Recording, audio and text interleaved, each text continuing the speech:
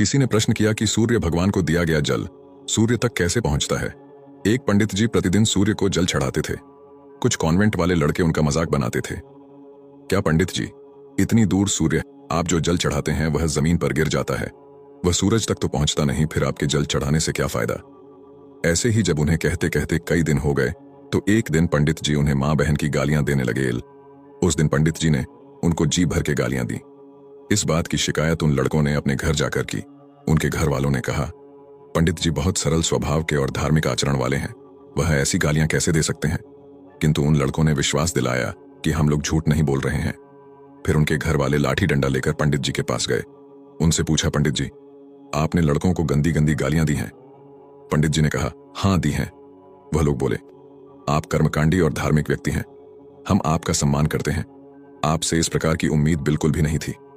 पंडित जी ने कहा, मैं सूर्यदेव को जल चढ़ाता था, यह लोग प्रतिदिन मेरा मजाक बनाकर कहते, आपके द्वारा चढ़ाया जल तो यही गिर जाता है, सूर्यदेव तक नहीं पहुंचता है। इस बात का उत्तर मैंने इन्हें दिया है। घर वाले बोले, गालियां देकर कौन सा उत्तर दिया जाता है।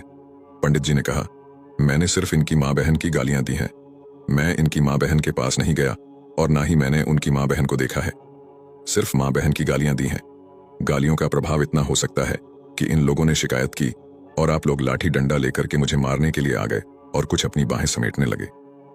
अब शब्दों का इतना बड़ा प्रभाव है तो जो मैं प्रेम से सूर्यदेव को मंत्र पढ़कर जल अर्पित कर रहा हूं, क्या वह उन तक नहीं पहुंच रहा होगा।